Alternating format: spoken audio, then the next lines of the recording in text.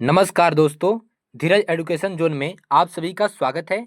आज हम लोग पढ़ेंगे स्पीडी करंट अफेयर अप्रैल 2026 पेज नंबर 29। पेज नंबर 29 का मुख्य टॉपिक है आर्थिक सर्वेक्षण 2025-26। 29 जनवरी 2026 को केंद्रीय वित्त मंत्री निर्मला सीतारमण द्वारा आर्थिक सर्वेक्षण 2025-26 को संसद में पेश किया गया। सर्वेक्षण की मुख्य विशेषताएं इस प्रकार हैं। सबसे पहले बात करते हैं अर्थव्यवस्था की स्थिति।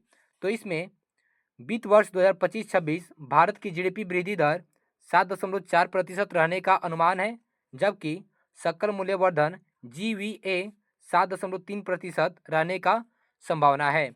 भारत की संभावित विकास दर लगभग 7% आंकी गई है और वित्त वर्ष 2026-27 में वृद्धि दर 6.8 से बढ़कर 7.2% रहने का अनुमान है।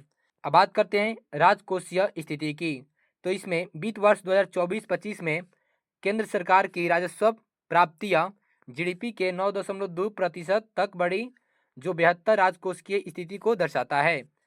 आयकर रिटर्न भरने वाले 6.9 करोड़ FY22 से बढ़कर 9.2 करोड़ FY25 हुए। अप्रैल से दिसंबर 2025 के दौरान 17.4 लाख करोड़ रुपए का जीएसटी संग्रह हुआ।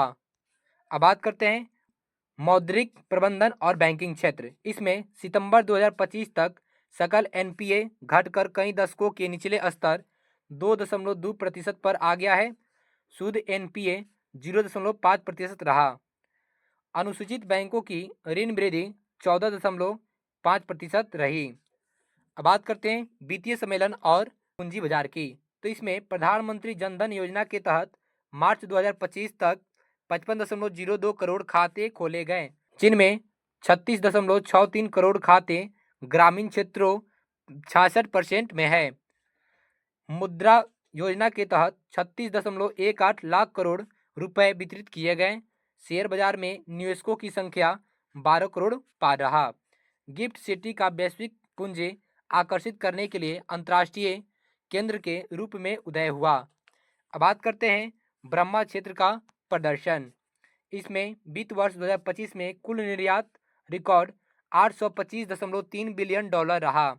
सेवा निर्यात 13.6% की वृद्धि के साथ रिकॉर्ड 387.6 अरब डॉलर रहा। जनवरी 2026 में विदेशी मुद्रा भंडार 701.4 बिलियन डॉलर तक पहुंच गया है, जो 11 महीने के आयात के लिए पर्याप्त है। वित्त वर्ष 2024-25 में भारत को 135.4 अरब अमेरिकी डॉलर की प्रवासी धनराशि प्रदान हुई है। अब बात करते हैं सामाजिक क्षेत्र, शिक्षा, स्वास्थ्य, रोजगार की। तो इसमें वर्तमान में देश में 23 आईआईटी, 21 आईआईएम और 20 AIIMS है। सितंबर 2025 तक देश में कुल 56.2 करोड़ लोग कार्यरत थे तथा दिसंबर 2025 तक बेरोजगारी दर घटकर 4.8 रह गई है। ये सबसे इंपॉर्टेंट है, इसे याद रखिएगा। 2023-24 में महिला श्रम बल भागीदारी दर बढ़कर 41.7% हो गई है। अब बात करते हैं सेवा क्षेत्र की। तो इसमें जीडीपी में सेवाओं का हिस्सा 53.6% रहा, जो सबसे अधिक है। भारत दुनिया का 7वां सबसे बड़ा सेवा निर्यात बन गया है। क्वेश्चन पूछ सकता है, भारत दुनिया में सेवा निर्यात के क्षेत्र में कितने स्थान पर रहा? तो 7वां स्थान पर। अब बात करते हैं उपभोग और निवेश की। तो इसमें निजी उपभोग जीडीपी का 61.5% रहा, जो 2012 के बाद उच्चतम है। सकल स्थिर पूंजी निर्माण में 7.8% की वृद्धि हुई है और कृषि के अच्छे प्रदर्शन से ग्रामीण खपत में सुधार हुआ है। अब बात करते हैं मुद्रास्फीति की। ये सबसे इंपॉर्टेंट है, इसे याद रखिएगा। अप्रैल दिसंबर 2025 के दौरान औसत खुदरा महंगाई दर मुद्रास्फीति 1.7% रही, जो अब तक की सबसे न्यूनतम स्तर है। अब बात करते हैं कृषि और संबंधन क्षेत्र की। तो खदान उत्पादन 3577.3 लाख मीट्रिक टन के रिकॉर्ड स्तर पर रहा। मछली उत्पादन में 140% की वृद्धि हुई है और बागवानी उत्पादन 367.72 मिलियन टन रहा, जो अनुमानित खदान उत्पादन से अधिक है। पीएम किसान के तहत अब तक पात्र किसानों को 4.09 लाख करोड़ रुपए जारी किए जा चुके हैं। अब बात करते हैं उद्योग और विनिर्माण की। तो इसमें PLI योजना के तहत 2 लाख करोड़ रुपए का निवेश, 18.7 लाख करोड़ रुपए का उत्पादन, 12.6 लाख नौकरियां मिली है। इसमें सेमीकंडक्टर हेतु 10 परियोजनाओं में 1.6 लाख करोड़ रुपए का निवेश हुआ है। बात करते हैं अवसंरचना और कनेक्टिविटी की। तो इसमें पूंजीगत व्यय बढ़कर 11.21 लाख करोड़ रुपए हुए हैं और हाईवे 10 गुना बढ़े 5364 किलोमीटर और हवाई अड्डों की संख्या 164 हो गई है।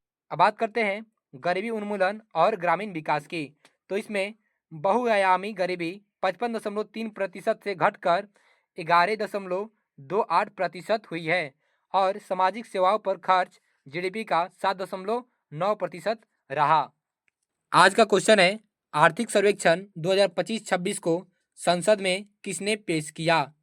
कमेंट बॉक्स में आंसर जरूर दें। आज के लिए बस इतना ही, मिलते हैं नेक्स्ट वीडियो में। तब तक के लिए बने रहिए हमारे यूट्यूब चैनल पे। आप सबका धन्यवाद।